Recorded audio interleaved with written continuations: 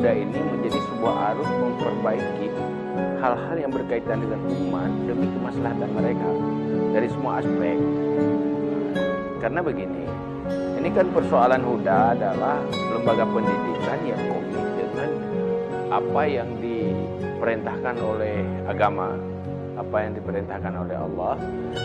Maka itu yang kita lanjutkan sebatas kemampuan kita yang ada.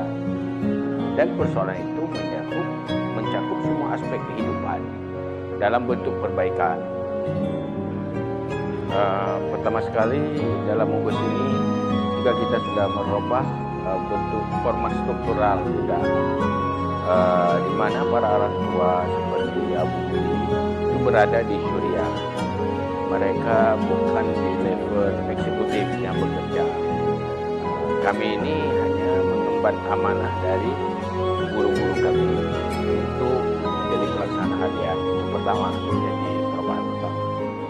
Di format struktur Huda ada berubah dari masa lalu. Yang kedua, hal yang terpenting ya kita mengkonsolidasikan dulu di internal sesuai dengan format yang ada. Pertama di jajaran internal pengurus besar dulu, pusat di provinsi. Kemudian juga kita akan berencana melanjutkan juga untuk konsolidasi sampai ke bawah, sampai ke wilayah kabupaten kota.